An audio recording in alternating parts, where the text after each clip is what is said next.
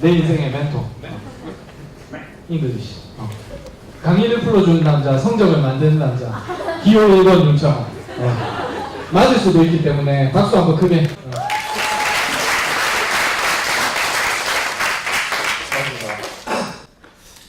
점점 집에 갈 시간이 다가와서 빨리 하겠습니다. 예. 제가 10시에 보내준다 해서 저희 또 패턴 말은 지키는 집단들이라서. 일단 육평 문항 분석인데 분석 다 하셨죠? 그렇죠. 근데 이게 저기 보면 영어 같은 경우는 제가 늘 하는 이야기지만 수능이 생긴 이래로 문제 유형이 바뀐 게 하나도 없어요. 빈칸 그대로 있고 순서 그대로 있고 삽입 그대로 있고 뭐 듣기 문항수 정도만 그 조절이 됐고 뭐 배점 정도만 달라졌지 영어는 지극히 꾸준하게 똑같은 유형들이 출제가 됐던 시험이고 올해도 그렇게 될 겁니다. 올해도 그렇게 되기 때문에 일단 그 뭐 국어처럼 뭐 신유형이 나오면 어떡하지 뭐 이런 거 걱정 안 하셔도 돼요. 그냥 하든 하시면 됩니다. 안 해서 문제입니다. 영어는. 그래서 이제 올해 6평에서 조금 달라진 거는 뭐냐 하면 조금 세분하게 보면은 원래 어법 자체가 항상 3점으로 나왔는데 요즘은 어법이 2점으로 나왔어요. 그리고 어휘가 3점으로 바뀌었고 그 다음에 작년에 나왔던 우리 34번 빈칸에 연결사 문제가 빠지고 34번도 일반 그 빈칸 추론 문제로 나왔고요. 그 다음에 42번의 빈칸, 우리 장문 빈칸 있죠. 장문 빈칸 자체가 원래라면 계속 그 빈칸 하나로 나왔는데 올해 이제 6평에는 그 빈칸 2개로 나왔더라고요. 근데 뭐 크게 뭐 학생들이 좌지우지 되고 막 흔들리고 하는 그런 수준의 어떤 그런 변화는 아니었기 때문에 일단 6평을 뭐 분석을 해보면 여기 이제 보면 뭐 듣기 말하기 하고 다 있는데 똑같아요.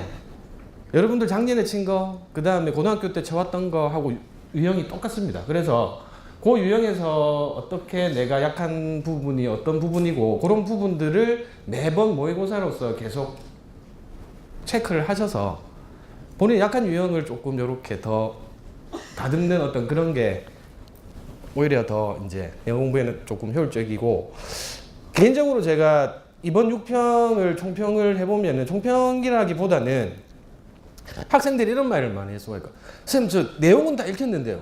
근데 라면 틀렸어요.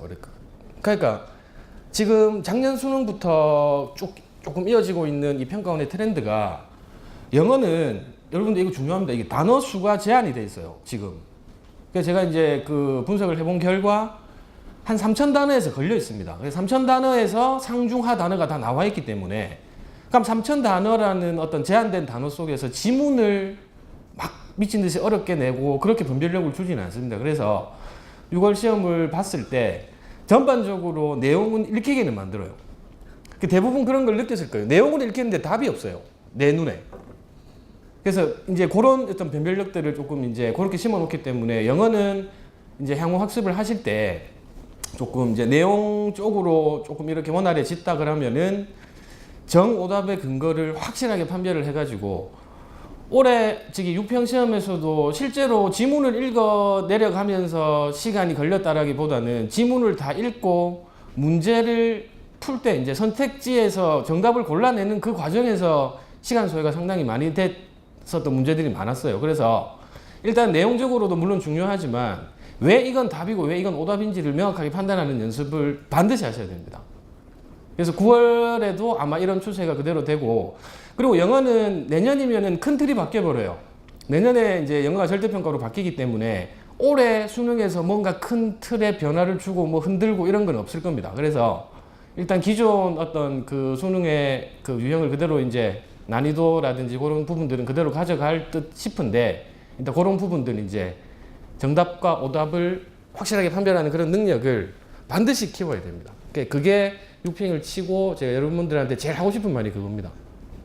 왜 이건 답이고 왜 이건 답이 안 되는지에 대한 어떤 그 판별 능력을 반드시 키우십시오. 그래서 보시면 제가 빨리 할게요. 이게 뭐 앞에 이게 많아가지고 자 이게 이제 보면 이제 제가 6월 시험 이후부터 이제 여러분들한테 하고 싶은 그 말인데 이제 향후 학습 방향인데 전체적인 내용 파악 능력으로 우선적으로 키워라고 해놨죠. 그렇죠. 이제 지문을 읽게 만듭니다. 지문 자체는 크게 어렵지 않게 물론 어려운 문제도 나오겠지만은 뭐 2011년, 2012년, 2014년도 수능처럼 지문의 내용을 가지고 막 이렇게 어렵게 변별력을 두지는 않을 겁니다. 전체적으로 다 지문을 읽게는 만들지만 그 지문을 읽고 난 다음에 내용을 받아들이고 그 다음에 거기에서 이제 선택지에서 이제 뭔가 이렇게 판별을 할 때 거기에서 이제 아까 또 금방도 말씀을 드렸지만 그런 부분에서 변별력을 걸어 놓기 때문에 전체적인 지문의 내용 파악 능력이 없으면은 이거는 끝나는 거예요. 수학하고 비교했을 때 뭐 수학이 29문제가 뭐 쉽고 뭐 한 문제가 어렵다 이러는데 영어는 뭐 어떻게 보면은 전체적인 독해 문제가 내지는 듣기 문제도 평이하게 나올 겁니다. 그런데 단지 이제 평가원에서 거는 거는 정답을 선택할 때 어떤 학생들의 갈등을 유발할 겁니다. 정답 비슷한 것들 계속 이야기하는 건 뭐 매력적인 오답이라고 이야기하죠. 그런 애들을 많이 심어 놓을 거예요.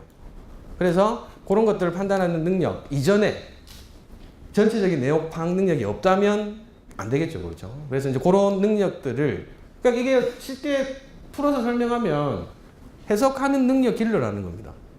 영어는 1차적으로 해석하는 능력을 물어보는 시험이기 때문에 해석이 원활하게 안 되면 영어 시험은 뭐 끝나는 거겠죠. 그렇죠. 그래서 내가 아직까지 내용 파악을 원활하게 하지 못한다 하는 친구들은 반드시 어법 구문 꼼꼼하게 마스터 하셔야 돼요. 그 다음에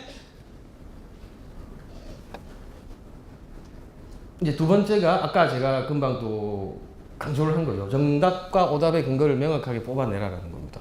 평가원은 이제 작년 우리 2016학년도 수능이랑 올해 6평을 봤을 때 변별력을 내용의 지문의 난이도로 거는 게 아니라 보기에서 정답과 오답을 판별하는 그런 능력을 물어보고 있어요.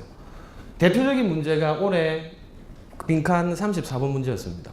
그거는 물론 이제 조금 이렇게 그것도 어려웠지만 지문도 이제 토템이라는 어떤 그 한국사에 나오는 그런 개념이 나와가지고 어려웠지만은 아마 3번하고 4번이 많이 헷갈렸을 거예요. 그래서 3번에서 단어로서 이제 조금 이렇게 그 변별력을 조금 걸어놓은 그런 문제들. 그러니까 쉽게 내용은 파악이 되나 이게 답인 것도 같고 저게 답인 것도 같은 그런 문제들이 많이 나오기 때문에 자 얘가 이 지문에서 이렇게 말하고 있으니까 이것은 답이고 이것은 답이 안 된다라는 그런 이 정오답의 그 명확한 판별 기준을 본인이 갖고 있어야 됩니다. 그게 실제 영어 능력입니다. 올해 수능에서는. 그러니까 그런 어떤 능력들을 반드시 길러 나가야 됩니다. 그 다음에 또 제가 하나 느낀 게 뭐냐 하면 단어 이거 제가 3월달부터 계속 강조했죠. 그렇죠? 영어는 단어에서 출발하고 단어에서 끝납니다. 아무리 자기가 그 구문 공부를 많이 하고 내가 영어 뭐 구조를 뭐 나는 100개를 한다, 200개를 한다 완벽하게 알아도 틀만 알면 안 돼요. 단어가 알맹인데 틀만 알면 뭐 무슨 수가 있겠습니까? 그렇죠? 구문은 다 아는데 단어가 몰라가지고 내용 파악이 안 된다. 그러면 그 문제 그냥 날리는 거예요. 그만큼 단어가 중요합니다. 이 기본이 굉장히 중요하거든요. 그래서 이제 제가 3월 달부터도 계속 학원에서 단어 시험 치는 이유가 이겁니다. 그렇죠? 안 치면 안 해오니까. 특히나 영어는 국어하고 수학에 밀리는 과목입니다. 안 그래도 하기 싫은데, 지루해 죽겠는데. 수학 공부하다가 영어 이제 수학 마무리하고 뭐 영어 예를 들어서 한다 그럼 영어가 지문을 하나 읽어보는데 잘 안 읽혀요. 그럼 나중에 해야지 하고 다시 수학 공부해요. 그러다가 영어는 계속 밀립니다. 그러고 이제 시험 치기 전에 모의고사 한번 풀어보면은 점수가 안 나오거든요. 그럼 애들 영어 적어요, 그냥. 그런 학생들이 많기 때문에 일단은 영어의 그 출발점은 단어이기 때문에 자, 본인이 6평을 치고 단어 제가 딱 뭐 숫자로 말씀을 드리는데 한 지문에 내가 모르는 단어가 5개 내지는 6개 이상이다. 단어의 비중을 과감하게 늘려야 됩니다. 예를 들어서 1시간 공부를 하는데 내가 여태껏 단어 공부를 한 20분 정도 했다. 그런데 6평을 치니까 단어가 5, 6개 정도가 모른다. 그럼 단어 절반 이상으로 비중을 높이셔야 돼요. 단어를 알면 해석의 어떤 그런 글의 흐름 자체가 어느 정도는 들어오기 때문에 단어만 알아도 그 정도 들어오기 때문에 6평 치고 단어의 부족함을 조금 느낀 친구들은 과감하게 단어의 비중을 조금 늘려야 됩니다. 그러니까 이것도 제가 하나 부탁드리는 거고 그 다음에 이제 대부분 영어 인터넷 강의 듣죠. 그렇죠? 인터넷 강의가 나쁘다는 말이 아니에요. 인터넷 강의는 반드시 필요합니다. 어떤 부분에서 필요하냐면은 개념을 다지는 부분에서는 인터넷 강의가 반드시 필요합니다. 개념을 혼자서 다지는 거는 거의 뭐 시간적으로도 그렇고 이제 학습 효율적인 면에서도 별로 안 좋은데 개념을 다질 때는 인터넷 강의, 어법 강의, 구문 강의 굉장히 중요해요. 그때는 자신하고 맞는 강사도 잘 선택해야 되고 자신하고 맞는 교재도 잘 선택을 해야 되지만 대부분 이제 3월달 내지는 4월달 빠르게는 2월달부터 준비한 친구들이 이제 있습니다. 그렇죠? 지금 6평을 지난 이 시점에서 대부분의 개념 강의는 아마 지금 끝나거나 마무리 단계일 겁니다. 그래서 개념이 어느 정도 완성이 됐다면 그럼 일단은 내가 그 이해한 그 개념을 가지고 써먹어야 됩니다. 그래서 제가 여기 이제 요 분석집에도 제가 조금 이렇게 길게 이제 그렇게 적어놨는데 그거 나중에 참고하시면 되는데 단적으로 수학하고 비교를 한번 해볼게요. 수학 자체를 이제 똑같은 개념을 가지고 있는 두 학생이 있는데 그 똑같은 개념을 가지고 한 학생은 50문제를 풀었어요. 그 다음에 한 학생은 150문제를 풀었습니다. 그럼 누가 더 잘하는 거는 그 당연한 결과죠. 그렇죠. 영어도 마찬가지예요. 왜 그러냐면 영어가 지금 재작년에는 인터넷 그 수능 그 다음에 N제 이런 거 다 포함됐죠. 그렇죠. 그래서 그 연계 교재가 4개였는데 작년에 N제가 빠지면서 3권이 됐다가 올해 인터넷 수능마저 빠져버리면서 수능 특강하고 수능 완성 이렇게 2가지 교재밖에 연계 교재가 이제 선정이 안 되는데 그러면은 확연하게 어떤 게 애들이 이제 그 학생들이 이제 학생들은 좋아해요. 왜? 연계 교재가 줄었으니까 할 게 이제 안 그래도 영어 하기 싫어 죽겠는데 지루하고 막 그랬는데 연계 교재가 줄어드니까 완전 쾌재를 부릅니다. 영어 쉽게 나오겠다. 뭐 물론 그렇게 생각을 할 수도 있는데 일단 재작년과 비교했을 때 연계 교재의 지문 자체가 학생들이 봐야 되는 지문 자체가 절반 이하로 줄어들었고 그럼 생각을 해보면 한정된 지문을 보고 뭔가 남보다 더 이렇게 나은 결과를 내가 가져오겠다라는 그 자체가 모순이에요. 그래서 일단 개념 강의 그 다음에 내가 뭐 개념 강의를 듣고 그 다음에 개념을 조금 이렇게 이제 원활하게 물론 완벽하지는 않지만 내가 지문의 내용을 받아들이는 면에 있어서는 어느 정도 원활하다 하면은 인터넷 강의의 비중 뭐 이런 거는 뭐 크게 유평 이후로는 중요하지 않습니다. 그거는 인터넷 강사 저뿐만이 아니라 인터넷 강의를 하는 강사들이 여러분들한테 할 수 있는 건 뭐냐면은 여러분들 단지 이해시키는 겁니다. 내가 이 개념을 몰랐는데 이 개념은 이거다라고 가르쳐 주는 것밖에 안 돼요. 그럼 실제 영어 실력은 뭐냐면은 내가 그 습득한 그 개념 자체를 실제 지문에 이제 적용을 하면서 내 실력은 내가 키워가야 되는데 항상 영어는 매년 그런 게 되풀이 됩니다. 한 강사의 커리큘럼만 미친 듯이 따라가는 친구들이 있습니다. 물론 이제 뭐 불안해서 뭐 그런 이제 뭐 마음은 알겠지만은 실제 영어 실력은 본인 학습 시간에서 나옵니다. 그러니까 본인 학습 시간에서 제일 중요한 부분이 개념이 이제 조금 완성이 됐다면 6월 이후에는 문제풀이의 비중을 조금 늘려가지고 아까 제가 앞에서 말한 정오답의 어떤 판별 능력 그 다음에 구문이 조금 안 된다면은 문장을 보면서 구문 실력을 늘려가는 그런 능력 그런 거를 확실하게 뽑아줘야 돼요. 그게 실제 영어 실력입니다. 개념 강의를 이제 거의 뭐 마무리하거나 이제 끝나가는 친구들도 있는데 일단 제가 자신있게 말씀드리는 건 저도 학생들을 가르치면서 뭐 이 수많은 학생들을 임상 실험을 해봤겠죠. 그렇죠. 그렇게 보면 문제를 많이 푼 친구들이 성적 그 상승 뭐 폭이라든지 성적이 향상되는 어떤 시기라든지 월등하게 좋습니다. 그래서 이제 문제 풀이를 조금 절대적인 비중을 조금 더 늘리는 게 향후 어떤 영어 실력에 대해서는 이제 실질적인 영어 실력을 물어보는 시험이니까 실질적인 본인의 영어 실력을 키우고 싶다면 강의에 너무 오전하지 말고 실질적인 문제풀이 비중을 즉 본인이 스스로 학습하는 시간을 늘려나가야 됩니다. 그거 하나 제가 부탁드리고 마지막으로 빼놓을 수 없는 게 이제 또 EBS 영어는 항상 EBS가 화두가 되는데 자 올해 6평에서 직접 연계 8문제 됐어요. 8문제 됐는데 이제 간접 활용 문제까지 합치면 상당수가 되는데 자 직접 연계가 8문제 됐다고 해서 예를 들어서 그 직접 연계가 8개 됐는데 그 8문제의 내용을 다 알고 있어요. 본인이 내용만 알고 있다고 쉽게 답을 맞추는 문제는 거의 없었습니다. 내용을 알고 있더라도 읽게 만들어놔요. 특히 이번 6평에서 이제 29번 같은 게 이제 어휘 선택으로 나왔는데 그게 거의 뭐 지문 하나 안 틀리고 그대로 이제 그 연계가 됐는데 직접 활용이었는데 만약 그게 대입파악 문제에 나왔다면 학생들은 쉽게 맞출 수 있었을 겁니다. 왜? 내가 그 내용을 알기 때문에 이거 내용 이건데 제목 이거다 이 사람이 주장하는 게 이거다라고 바로 그냥 시간 세이브하면서 정답도 같이 가져오는 그런 효과를 얻을 수 있었는데 이제는 그런 문제가 많이 줄어들었습니다. 많이 줄어드는 게 아니고 이제 안 나올 거예요. 직접 연계가 되더라도 추론 문제나 간접 쓰기 유형으로 이제 돌립니다. 그래서 올해도 보면은 직접 연계 유형이 30번 이후에 빈칸 추론이나 간접 쓰기 유형으로 많이 들었어요. 그래서 단지 내용만 알고 있다고 해서 EBS 연계바를 보는 어떤 그런 시험은 이제 제가 봤을 때는 이제 없습니다.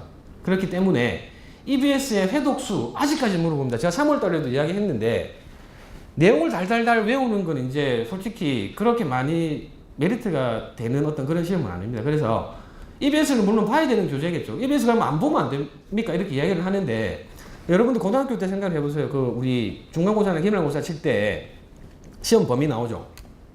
그럼 EBS도 그 시험 범위 중에 한 어떤 부분으로 생각을 하세요. 안 하면 안 되는 부분이지만 거기에 목매면 안 되는 어떤 그런 또 그거 제가 3월 달에 EBS는 필요악이다 이렇게 이야기를 했는데 딱 그 말이 맞아요. 이거 안 할 수도 없고 하려니까 뭐 조금 이렇게 어디까지 해야 되나 몇 번 봐야 되나 뭐 이런 건데 자 EBS 같은 경우는 제가 뭐 당당하게 말씀드리는데 직접 연계의 어떤 그 쉽게 말하는 소위 말하는 연계빨을 보는 시험은 이제 지났습니다. 그렇기 때문에 한 문제를 풀더라도 꼼꼼하게 분석하면서 앞에서 제가 말한 1, 2, 3, 4에 나오는 그 연습을 EBS 교재로서 충분히 진행할 수 있습니다. 보통 학생들 EBS 문제 그냥 풀고 맞으면 오해하고 넘어가고 틀리면 A시하고 넘어가는데 그렇게 하지 말고 실제적인 영어 실력을 키우는 교재로서 EBS 교재를 충분히 활용하실 수가 있어요. 그런데 그렇게 활용을 대부분 안 합니다. 그렇기 때문에 제가 부탁드리는 게 EBS 교재가 물론 그렇게 좋은 교재는 아니에요. 제가 EBS 욕 많이 하는데 제가 뭐 제 강의 들어본 친구들은 알 건데 물론 그렇게 좋은 교재는 완벽한 교재는 아닙니다. 물론 제가 봤을 때는 시중에 어느 교재도 완벽하다고는 할 수 없어요. EBS도 이제 그런 어떤 뭐 조금 이렇게 불완전한 부분이 있기는 있지만 수능 시험이라는 데 들어가는 그리고 직접 연계가 되는 또 간접 연계가 되는 시험 범위의 한 부분이기 때문에 봐야 되는 교재인데 거기에만 너무 목매지는 말아라는 겁니다. 그리고 실제 본인의 영어 실력을 높일 수 있는 그런 교재로서 충분히 활용할 수 있기 때문에 그렇게 활용을 하시고 회독수 높이는 것보다 솔직히 여러 번 그냥 대충 훑어보는 것보다 한두 번 꼼꼼하게 보면 더 내용 암기 잘 돼요. 그렇기 때문에 EBS는 이제 향후 그렇게 조금 사용하시는 걸로 그렇게 이제 조금 EBS 교재 활용 방안을 조금 바꿔봅시다. 그래서 이제 제가 말씀드리고 싶은 거는 요 앞에서 말한 1, 2, 3, 4, 5번.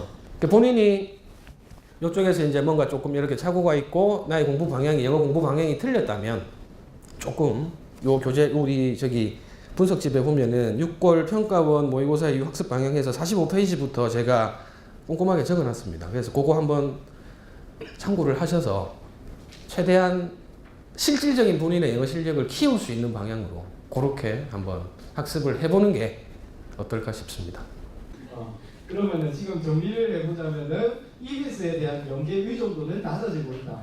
EBS를 보는 이유는 그게 나와서 뭐 도움이 되는 부분도 일정 부분이 있지만 그것보다 더 중요한 것은 그런 새로운 문제를 풀면서 내가 적응력을 키우기 위함이다. 이렇게 말씀을 해주셨네요. 그리고 지금 또 하나 정리하자면은 이제 영어가 절대평가로 가면서 내용적인 측면이나 유형적인 측면에서는 계속 그대로 이어질 건데 올해 가장 중요한 것은 무엇이냐? 6월 평가원에 보고 조금 문제를 푸는 스킬을 유도를 하는 게 조금 어렵게 나온다. 그래서 뭐 강의를 억지로 꾸역꾸역 듣기보다는 본인이 뭐 이 솔루션이라든지 조금 어려운 뭐 그런 문제들을 통해서 내용이 이해가 된 거는 일단 1차적이고 2차적으로 그 내용을 가지고 답을 도출하는 스킬을 조금 연마를 하라 이렇게 말씀을 해주셨네요. 혹시 영어 질문 있습니까? 영어 질문 없으면 영어는 뭐 여기까지 하겠습니다. 빨리 마쳐야 되니까 박수 한번 주시죠.